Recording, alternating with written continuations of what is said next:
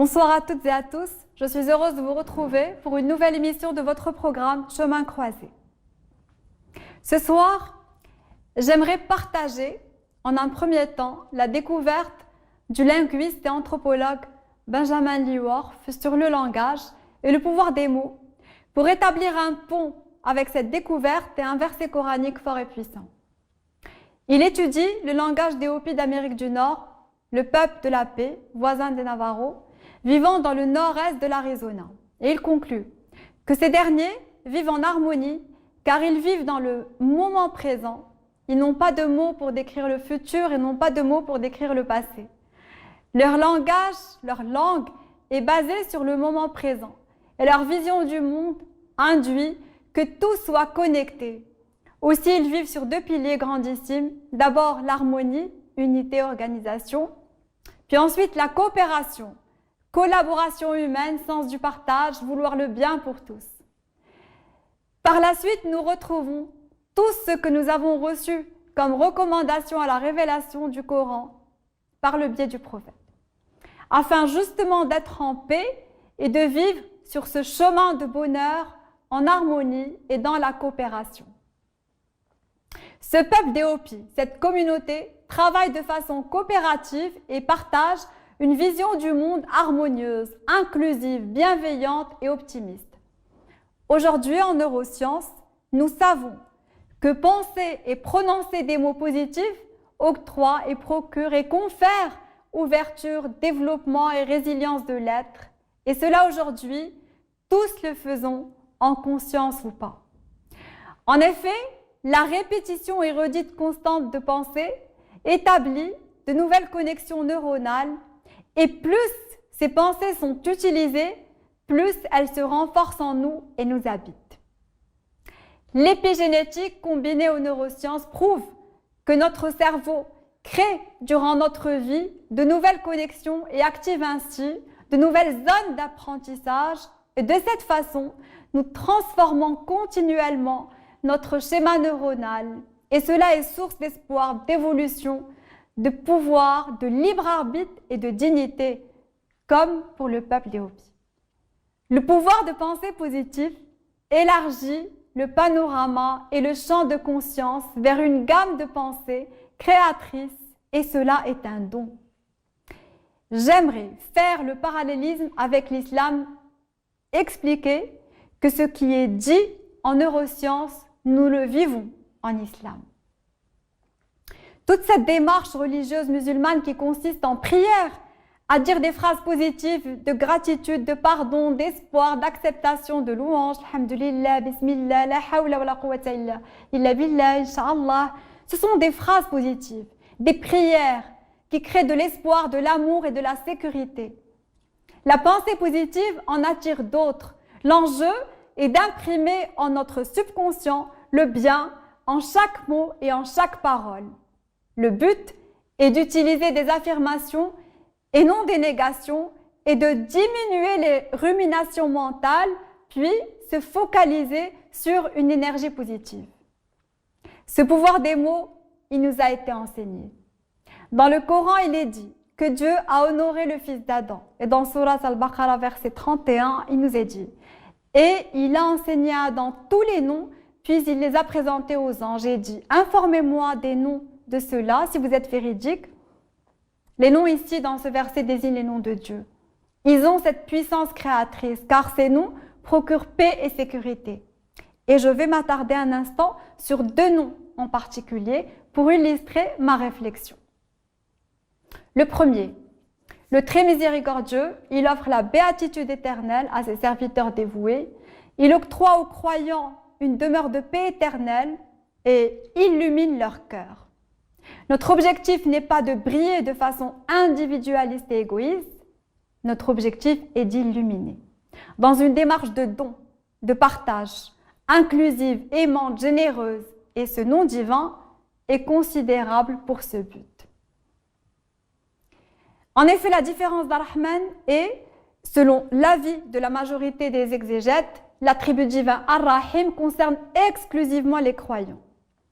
Pour la grande majorité des savants en islam, Ar-Rahim a une extension moindre que celle d'Ar-Rahman. Et comme argument pour appuyer leur assertion, ces derniers expliquent que l'attribut divin Ar-Rahim se place toujours après Ar-Rahman et conséquemment, il ne concerne que les croyants. Ceux qui y croient utilisent cette parole, ce nom divin, et embrassent une pensée positive qui en attire d'autres. Ils diminuent ainsi les ruminations mentales et focalisent leur énergie positive sur un nom divin puissant et exceptionnel. De plus, certains connaisseurs en islam affirment pour leur part, et dans la même logique précitée, que les traits miséricordieux, c'est-à-dire Ar-Rahim, a une extension plus grande que le tout miséricorde, c'est-à-dire Ar-Rahman, puisque Ar-Rahman ne prodigue sa miséricorde que dans ce bas monde et Ar-Rahim accorde la sienne également dans celui d'après. Nous pouvons dépasser les différences exprimées sur ces deux attributs divins et conclure que Dieu est tout amour avec ses créatures, quelles qu'elles soient, pourvu qu'elles aient la conscience dans le discernement pour le réaliser et le sentir. Dieu nous dit « Je suis tel que mon serviteur pense de moi que je suis ». C'est un hadith qudsi extrêmement fort qui induit ce qui suit. Pour comprendre l'immensité de Dieu, il faut embrasser ses noms. Une fois que cela est fait, saisi, compris, senti, nous entrons dans un espace de bien-être et de quiétude. À cet instant, nous touchons la grandeur de Dieu à travers ses attributs et le message transmis par ses prophètes et son prophète il y a plus de 14 siècles. Dans cette dimension de compréhension, de sentiment, d'émotion, de foi, nous intégrons le bien-être et le but du message qui est celui d'offrir paix et félicité. Par la suite, nous sommes dans une forme de connaissance et reconnaissance créatrice. Et Dieu dit, je suis ce que tu penses de moi. Nous sommes dans une dimension de création et nous avons ce pouvoir digne de sentir à travers l'effort, le cœur et l'esprit la grandeur de Dieu. Les bons mots que nous allons travailler, sur lesquels nous allons nous focaliser, les mots justes que nous allons répéter vont permettre cette puissance créatrice qui va engendrer une vision de Dieu à l'image de ses noms et à l'image du message. Pour en revenir à Rahim, on rapporte à son sujet les propos de Omar ibn Abdel Aziz. Il dit au sujet de cet attribut, ô mon Dieu, fais-moi miséricorde car n'as-tu pas dit, en vérité la miséricorde de Dieu est proche des bienfaisants. Et si je ne suis pas d'entre eux, je suis parmi ceux qui jeûnent. Et si je ne suis pas parmi ceux qui jeûnent, je suis parmi les fidèles. Et si je ne mérite pas cela, alors je suis une chose. Or tu as dit dans le Coran, à la sourate le Redan, au terme de son 156e verset, de mon tourment je frappe qui je veux, bien que ma miséricorde ombrage toute chose. Nous sommes dans une compréhension des mots si puissante qu'elle invite à la liberté, à l'amour, à l'espoir et à une ouverture d'esprit qui grandit l'être humain et reconnaît l'être.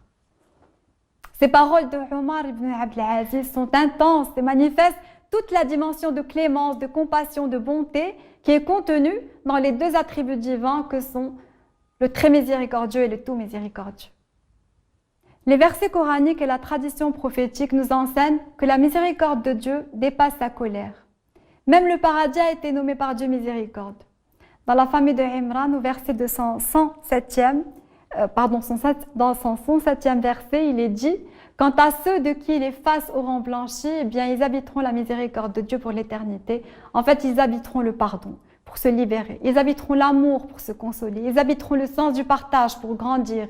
Et ils habiteront la lumière pour s'élever. » Ils peuvent connaître cette dimension à travers la puissance d'un mot qui, outre le fait d'être prononcé, doit être senti, vécu et par la suite remercié. Par ailleurs, la récitation du Coran est à elle seule une miséricorde, parce que dans la sourate Le Voyage, il nous est dit « Du Coran, nous ne faisons descendre que ce qui apporte aux croyants guérison et miséricorde. »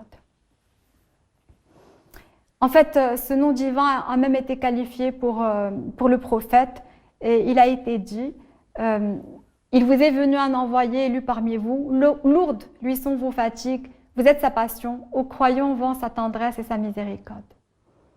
À l'image du messager, tout croyant, humain, être humain, se doit ou devrait, au nom de sa dignité et celle de l'autre, témoigner de la miséricorde, la bonté, le pardon, la pitié, qui qualifie l'humain et l'honore.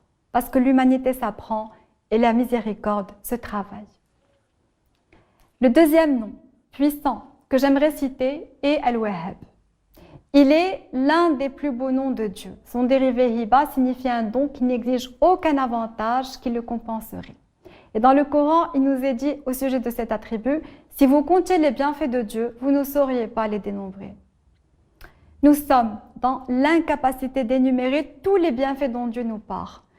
Nous sommes dans l'impossibilité de faire le compte de toutes les largesses, ses largesses, de tous les dons et de tous les cadeaux qu'il nous offre tout au long de notre existence. Mais il est demandé aux croyants de se responsabiliser, de suivre les recommandations de Dieu et d'agir humainement et au moins en avoir l'intention, car Dieu observe et sait lorsque l'intention est.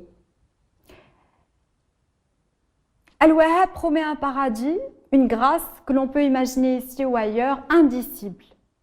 Il nous est dit dans le Coran, hâtez-vous vers une absolution de votre Seigneur et un paradis ayant la largeur des cieux et de la terre, préparé pour les pieux, ceux qui dépensent dans la richesse et dans la pauvreté. Le message est profond, probablement métaphorique, et met en exergue la piété au-dessus de tout acte afin d'encourager et de clarifier son importance. Dieu Al-Wahhab, le donateur gracieux, encourage les individus à un comportement respectueux les uns envers les autres, à l'amour et au pardon. Et il assure à ceux qui s'aiment en lui une grâce inouïe, inimaginable qu'il décrit, ce qu'aucun œil n'a jamais vu et ce qu'aucun esprit n'a jamais connu. S'aimer en Dieu, c'est s'aimer dans la justice, s'aimer dans la générosité, s'aimer dans la bonté, s'aimer dans l'amour, dans le pardon, dans tant de ses attributs, et c'est savoir s'aimer et apprendre à s'aimer. Car c'est l'unique chemin vers la paix, il faut amour et il faut respect. En effet, toute cette générosité et tous ces dons avaient déjà été ressentis par Rabbi al-Adawiya qui ne cessait de célébrer à travers ses paroles l'amour de Dieu. Ces paroles, donc des mots puissants, qui vont créer son présent et donner force au sens de sa vie. Et dans l'une de ses déclarations, elle dit à Dieu, « Je t'aime de deux amours, un amour visant mon propre bonheur et un amour vraiment digne de toi.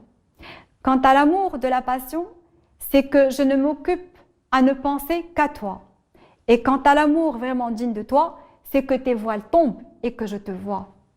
Ni en l'un ni en l'autre, nulle gloire pour moi, mais louange à toi et pour celui-ci et pour celui-là. » Nombreuses sont les personnes qui sont conscientes que l'amour est une décision, l'amour est un choix.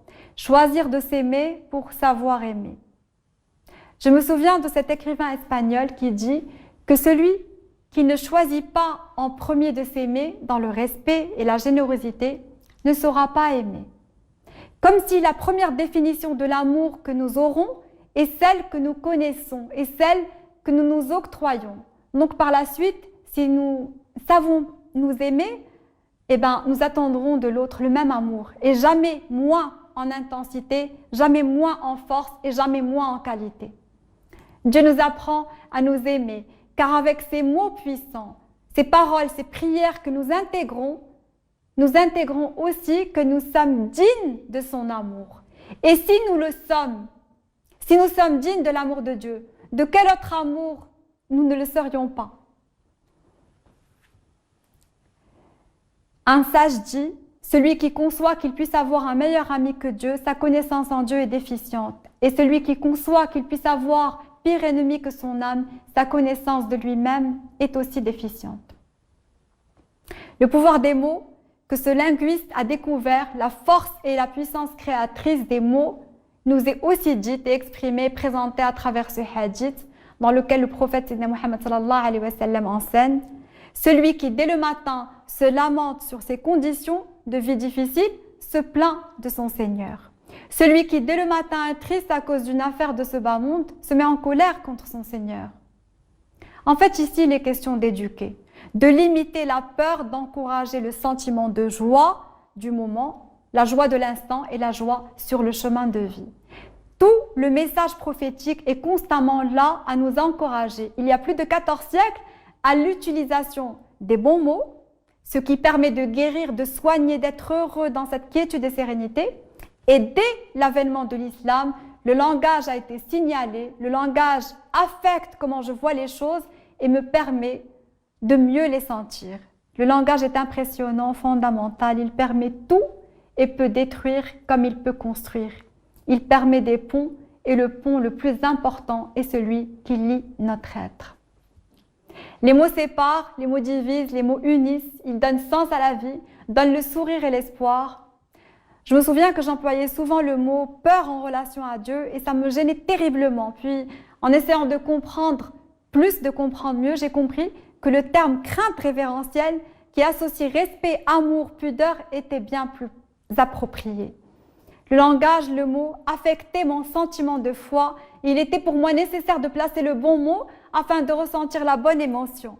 Ou alors de se connecter à soi, à moi-même, et ressentir la bonne émotion pour pouvoir justement dire le bon mot. Et exprimer le sentiment avec les mots justes pour mieux partager, mieux promouvoir le message. Les mots séparent, les mots divisent, les mots unissent.